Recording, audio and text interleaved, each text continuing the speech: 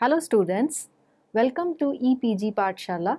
I am Dr. Anupma, Professor at Department of Economics, Punjabi University, Patiala. I am going to talk about the module New Settlements and New Urbanism from Population, Urbanization and Poverty.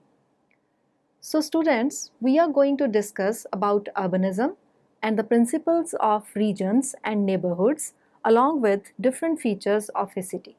The world today is urbanizing at an unprecedented rate. The faster growth of urban areas has led to congestion, heavy vehicular traffic, lesser parking space, and the streets with little walkability along with various other problems of city life. The urban sprawl has driven away many of the facilities to the peripheries of the cities. People have to spend a lot of time and energy in reaching to their workplaces, markets, schools, health centers, etc. Such type of city life is putting a lot of pressure on environment and affordability of routine life of urban residents. Shopping malls, fast food restaurants and office parks were placed along collector roads, large blocks, and parking lots increased the number of barriers to pedestrians and automobiles and generated traffic congestion. Residential areas became isolated from each other, articulated by excessively large streets, narrow sidewalks, huge front setbacks, and very few trees.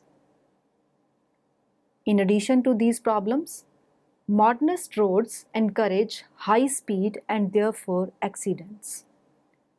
The sprawl's physical structure contributes to eliminate the vitality of the public spaces and to enhance the isolation and the tedium of contemporary suburban life. Moreover, suburban sprawl depends on the use of agricultural land, therefore putting at risk the local economy. With high maintenance cost of automobiles and urban infrastructure. Therefore, the urban planners are trying to think new ways to develop and to manage a modern city which has no limits to its expansion as people are fastly moving from rural to urban areas as the economy undergoes several structural changes. These concerns of the urban planners have led to the idea of new urbanism, who idealize city to be a walkable, livable, and pollution-free place. So in this perspective, this module aims to throw light on what is new urbanism, what are the basic principles of new urbanism, what are the principles for a region, the principles for a neighborhood, district, and the corridor, the principles for street, blocks, and its buildings. Let us define new urbanism. New urbanism is an urban design movement that originated in the United States of America in 1980s. It intends to promote a sustainable urban environment and calls for a return to the classic principles of town planning. It advocates traditional urban forms to prevent the urban sprawl and inner city decline and to build and rebuild neighborhoods, towns, and cities. New urbanism is an umbrella term encompassing the traditional neighborhood development or neo-traditional town planning, the pedestrians, pockets, and the transit-oriented design. New urbanism design principles operate on a number of scales, from buildings, lots, and blocks to neighborhoods, districts, and corridors, and ultimately to entire cities and regions. Shared principles call for organizing development into the neighborhoods that are diverse, compact, mixed use, pedestrian-oriented, and transit-friendly. It integrates both of the perceptual, functional, and behavioral dimensions with the sustainable environmental ideas.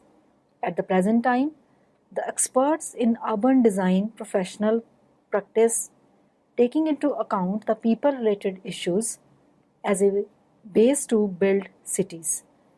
Notably, this makes livable cities based on design solutions convenient to the term of quality of life. Now we can discuss about basic principles of new urbanism. The concept of new urbanism is mainly charted and propagated by Congress of New Urbanism, that is CNU, founded in 1993. It emphasizes that the new urbanism should follow the principles such as that neighborhoods should be diverse in use and population, communities should be designed for the pedestrian and transit as well as the car, cities and towns should be shaped by physically defined and universally accessible public spaces and community institutions. Urban places should be framed by architecture and landscape design and celebrate local history, climate ecology, and building practice. The design principles of new urbanism are based on aesthetic, environmental, and functional aspects. They are structured in three levels. Number one, the region. Number two, the neighborhood, the district, and the corridor. Number three, the street, the block, and the building. We can easily see that a region is a larger area.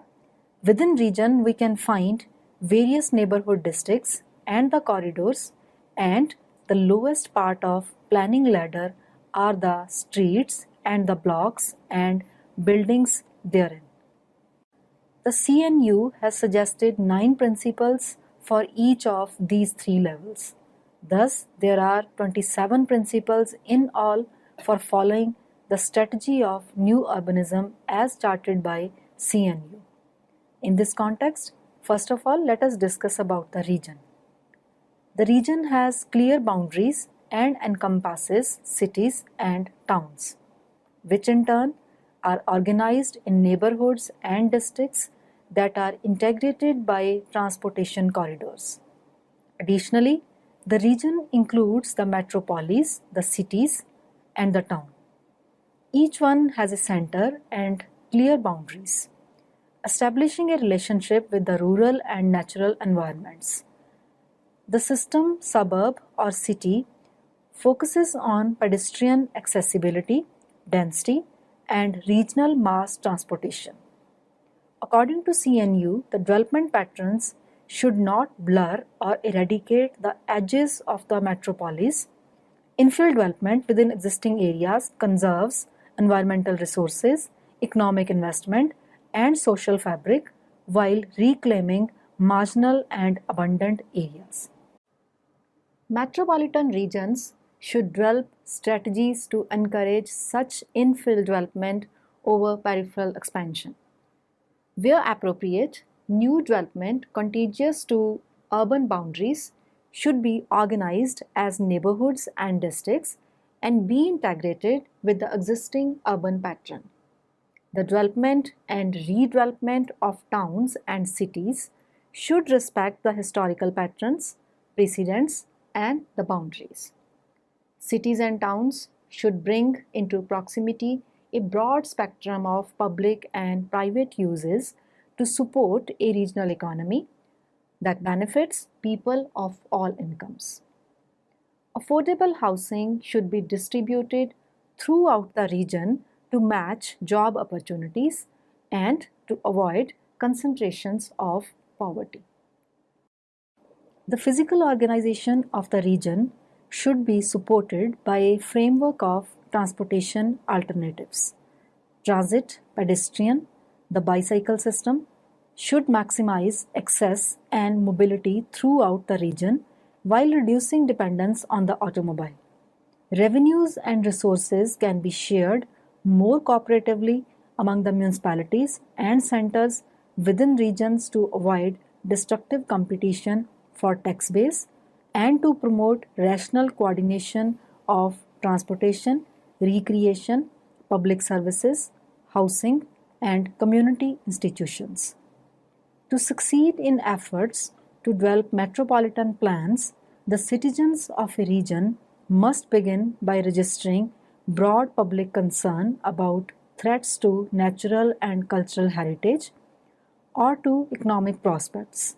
They must develop a consensus based upon a compelling and widely shared vision for a better future.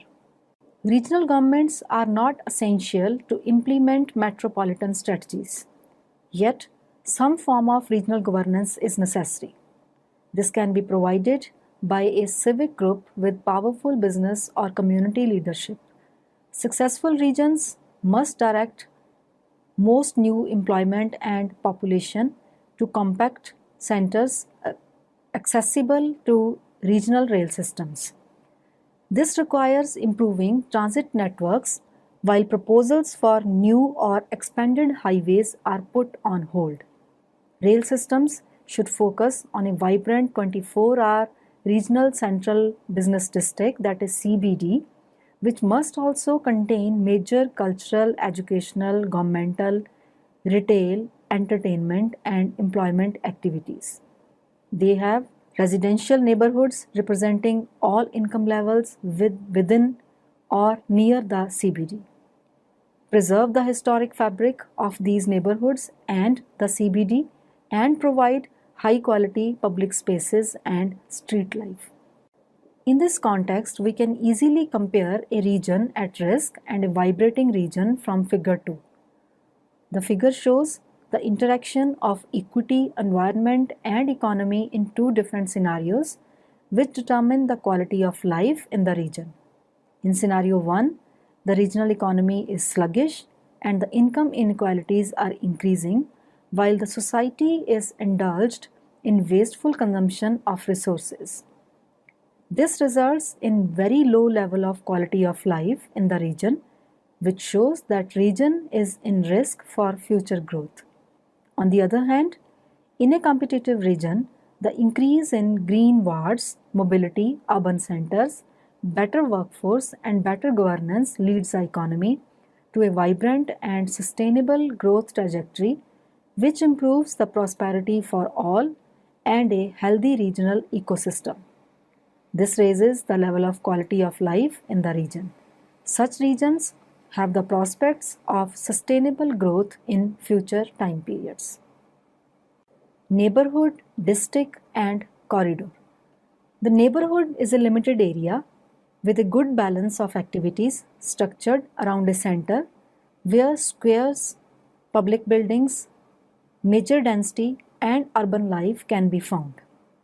A city is made of neighborhoods and districts articulated by corridors. It possesses a main center and the other centers of neighborhoods and districts. A 5-minute walking radius, that is 1320 inches or 402 meters, defines the size of a neighborhood. Districts are sectors where one use predominates. The corridor is a continuous element such as a great avenue or a park that integrates and articulates the metropolitan structure. Access by foot is of fundamental importance to the neighborhoods as it integrates housing, shops, workplaces, parks, and civic facilities into one community. The CNU principle states that the neighborhoods, the district, and the corridor are the essential elements of development and redevelopment in the metropolis. They form identifiable areas that encourage citizens to take responsibility for their maintenance and evolution. Neighborhoods should be compact, these should be pedestrian friendly and mixed use. Many activities of daily living should occur within the walking distance, allowing independence to those who do not drive, especially the elderly and the young. Interconnected networks of streets should be designed to enhance walking, reduce the number and length of automobile trips, and conserve energy. Within neighborhoods, a broad range of housing types and price levels can bring people of diverse ages, races, and incomes into daily interaction, strengthening the personal and the civic bond, which is very essential for an authentic community. Transit corridors, when properly planned and coordinated can help organize metropolitan structure and revitalize urban centers. In contrast, highway corridors should not displace investment from existing centers. Appropriate building densities and land use should be within walking distance of transit stops, permitting public transit to become a viable alternative to the automobile. Concentrations of civic, institutional, and commercial activity should be embedded in neighborhoods and districts, not isolated in remote, single-use complexes. Schools should be sized and located to enable children to walk or bicycle to them. The economic health and harmonious evolution of neighborhoods, districts, and corridors can be improved through graphic urban design codes that serve as predictable guides for change. A range of parks, from tot lots and village greens to ball fields and community gardens, should be distributed within neighborhoods. Conservation areas and open lands should be used to define and connect different neighborhoods and districts.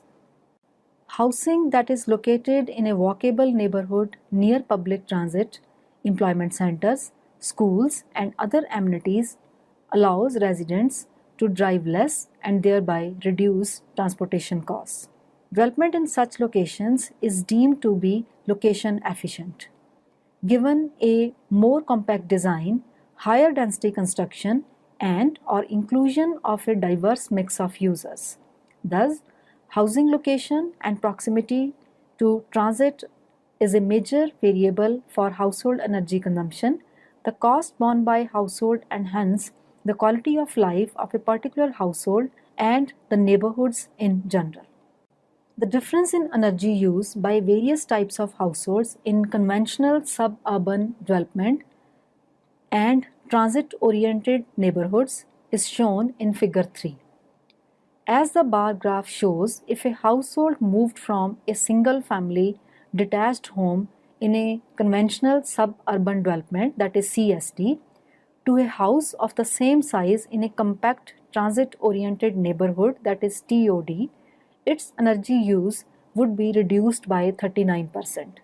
If that home included Energy Star energy efficiency measures and if the residents drove a fuel-efficient car, then the household's total energy use would be reduced by 54% compared to the conventional low-density suburban scenario. The difference is also marked in the single-family attached unit scenarios. A household living in a single-family attached home in a CST would use 42% more energy than one living in the same unit in a transit-accessible site. If that TOD single-family attached unit were 20% more energy efficient and used only one green car, the household would reap energy savings of 57% over the conventional building and location scenario. The biggest difference is seen when a multi-family home in a low-density development is compared to its transit-oriented counterpart. In that example, the household consumes 50% less energy annually simply by living in a compact location with convenient access to transit. If the multi-family unit incorporated some energy efficiency measures and if the household drove a fuel-efficient car, then that family would consume 64% less energy than a conventional multi-family unit in a low-density development. Deeper examination of the graph reveals even more interesting results. Conventional non-green TOD households consume less energy, that is 93 to 147 billion British thermal units or BTU per year, than the same units in a CST using 186 to 240 million BTU per year. Even when comparing the most efficient of the conventional non-green CST households using 186 million BTUs, they still do not match the least efficient conventional TOD scenarios using 147 million BTUs per year. A CST single family detached house uses 93 million more BTUs per year than the same house in a TOD location.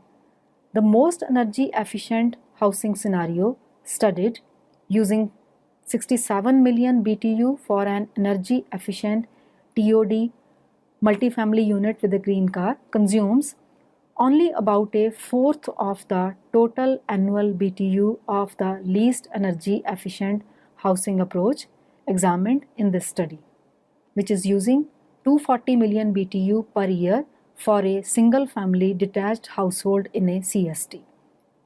The graph illustrates the potentially drastic differences in energy consumption rates when housing development shifts from conventional low density development patterns to a more compact, transit oriented, location efficient development patterns, characteristics of many urban neighborhoods. The proximity of housing to transportation option plays a significant role in reducing energy consumption, household costs, and greenhouse gases. Now we can talk about the streets, blocks, and the buildings.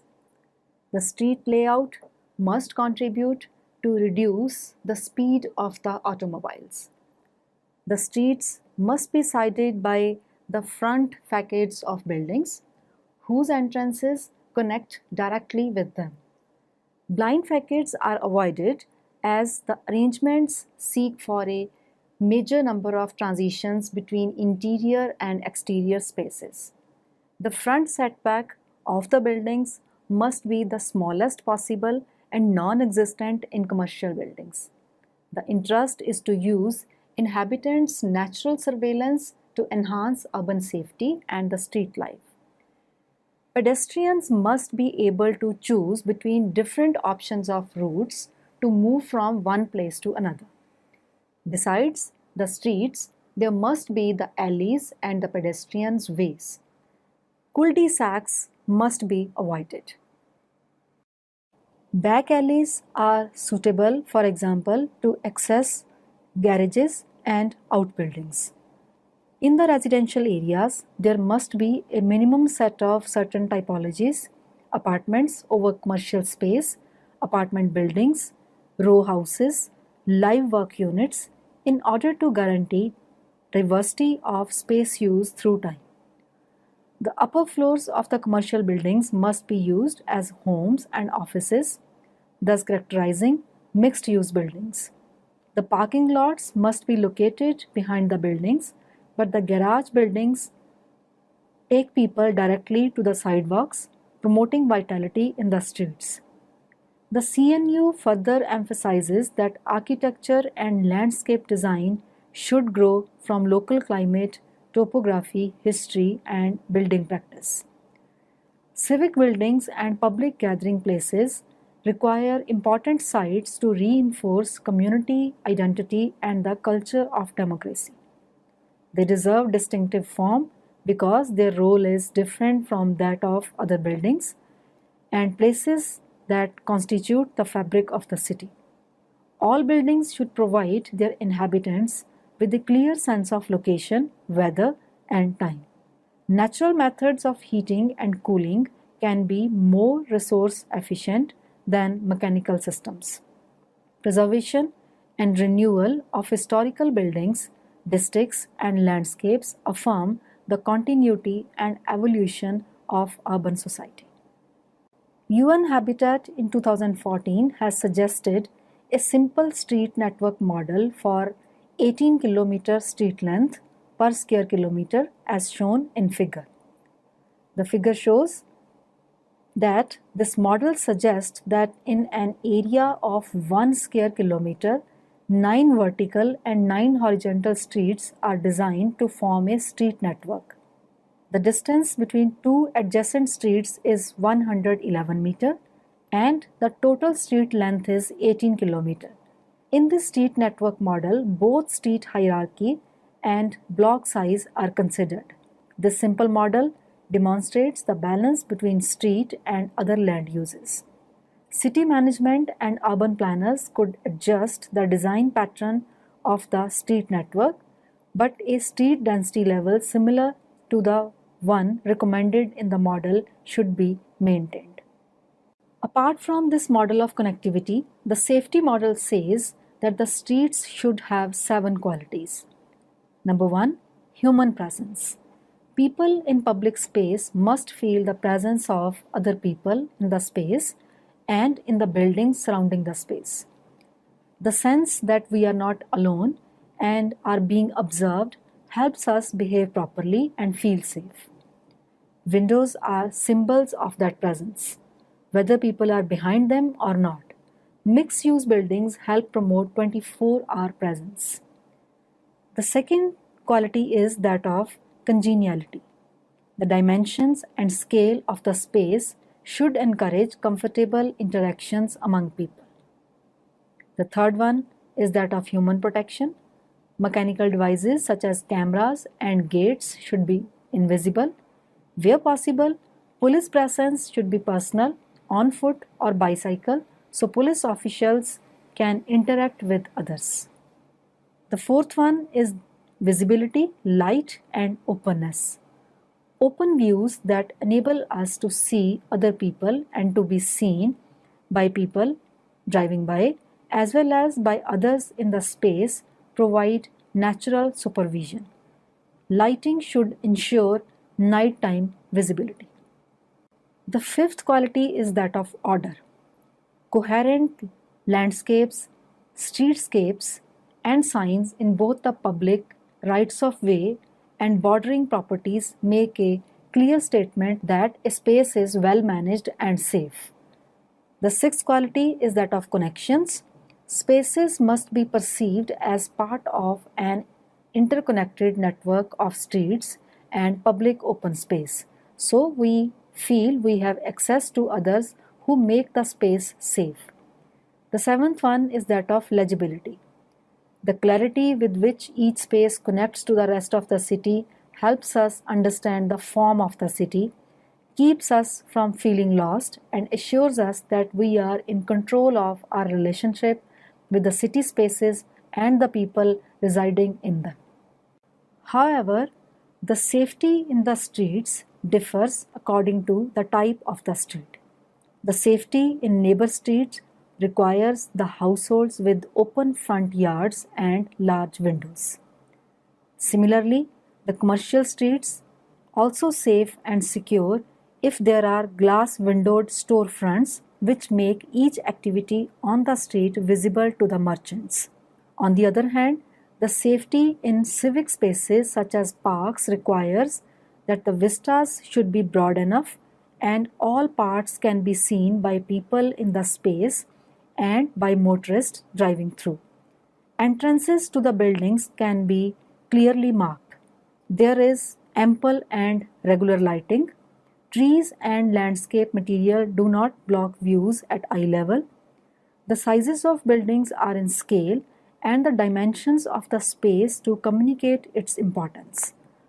Thus, for any type of street, the message for safety and security is that a correct design can prevent crime and turn street walking a safe and desirable option, which has its own impact upon the sustainability of the region in general and households in particular. So students, let us sum up what we have learned from this module. To sum up, the philosophy of new urbanism offers an alternative to suburban sprawl, urban decay and disinvestment, single-use zoning and auto-only environments. Yet, it is perhaps unique in developing an interlocking approach at the multiple scales. Individualized efforts at scale of the region, the neighborhood, or the street are necessary and important but not sufficient to bring basic change to our development patterns. The Charter asserts that the three scales are interactive and must be coordinated to have a penetrating effect. This notion that each of them are interdependent and mutually reinforcing is the result of a new perspective. that the significant increments of our social, economic, and ecological life have shifted from nation, state, and city to globe, region, and neighborhoods. The dominance of the global economy, the emergence of metropolitan regions, the maturation of the suburbs, the revitalization of inner city neighborhoods, and a renewed focus on human scaled environments are linked and contemporary phenomena, although too often treated independently, each is critically dependent upon each other. So that's all with today's lecture. I hope you must have enjoyed it. Thank you.